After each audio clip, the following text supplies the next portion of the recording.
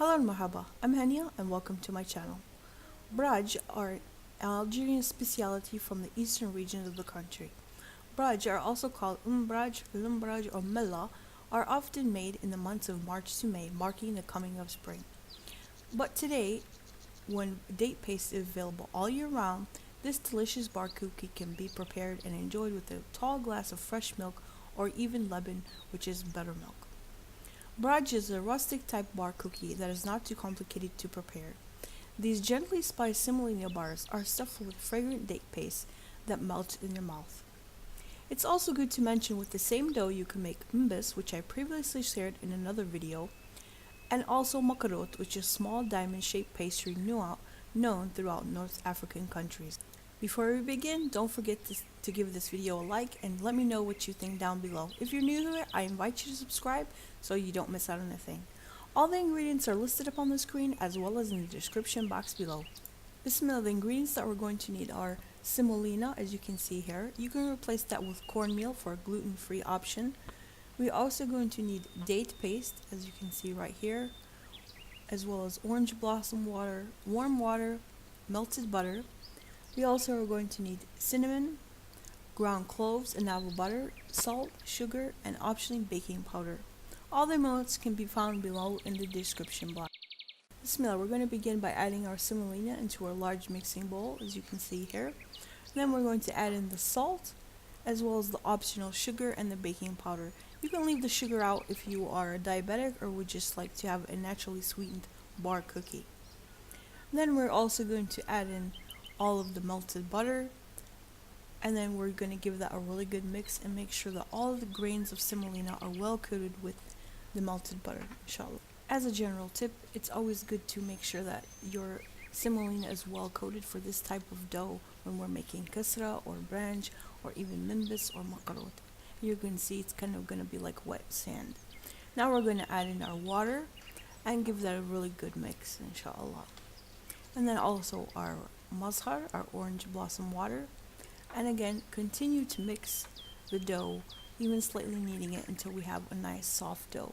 We can test the dough by just putting it in our hands, squeezing it together, and then kind of gently throwing it up and down.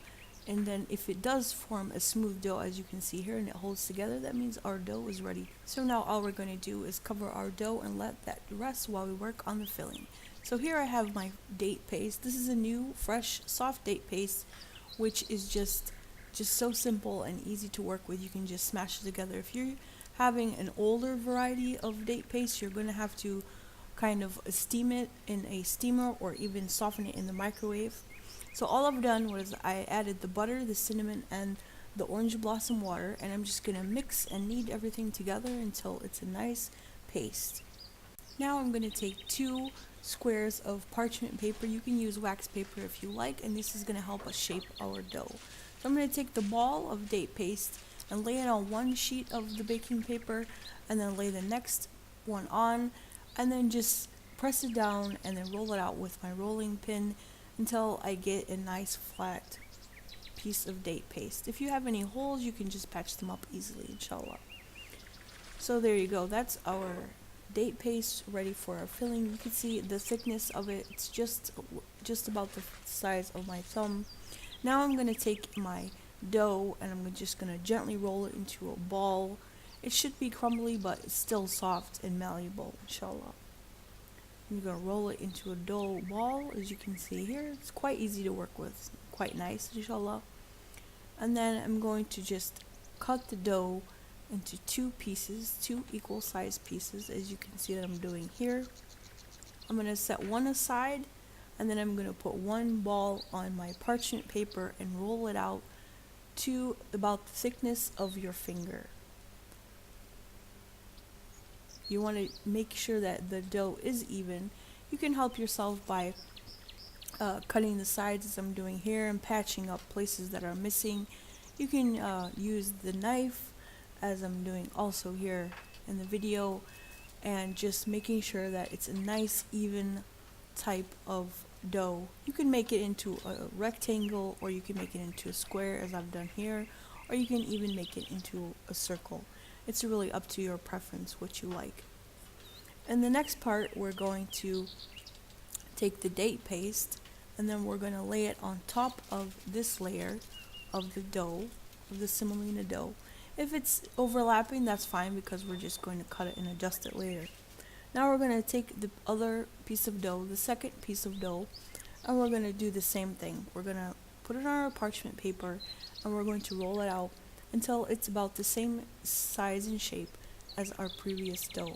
If it's not perfect, that's fine because we're going to be adjusting and shaping it to fit. So now I'm just going to lay it on top of the date paste and the other piece of dough, and then I'm going to cut off any excess pieces and make sure that everything is nicely even and there is a nice formation of dough, date paste, and then dough. So you want a somewhat equal ratio going on there. And I'm just cutting off the excess. Any type of excess you can just re-roll and make into small little bars, or you can just roll them into little circles, or you can just save it for next time. So now I'm just going to take my rolling pin and smooth out the top so that it's nice and smooth and nice looking for us. We can just slightly adjust the sides and the edges with our knife, patch up any places that don't have enough dough, smooth it out with the rolling pin, and then just make everything look aesthetically as pretty as possible for us.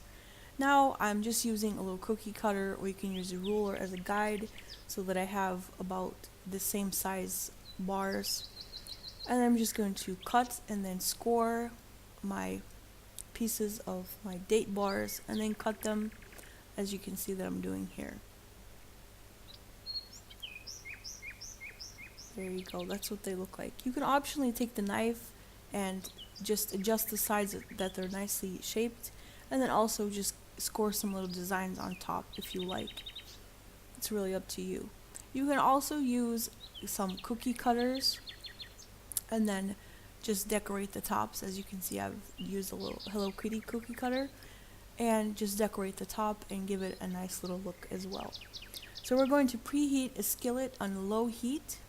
You can also use a Tadjine or cast iron skillet, and we're just going to lay all of our date bars right onto the skillet and cook them on a low heat on both sides. We also want to make sure that we're continuously moving them around in the pan so that they don't burn. We want them ideally to be a nice golden color, as you can see here. We don't want them to be too dark or burnt because then they will be bitter. I also like to cook them on the sides. As you can see here, it makes sure that the date bars are actually cooked completely through. That's what they look like when they're done. Here are date bars at the table ready for us to enjoy. I like to serve these with milk or even lben, which is buttermilk. These store quite well. They last about a week on the countertop or longer if you freeze them. They pack really nicely as well, inshallah. I hope you did like this video, and if you did, don't forget to give it a like and also share with a friend. And inshallah, thanks for watching and see you in the next video.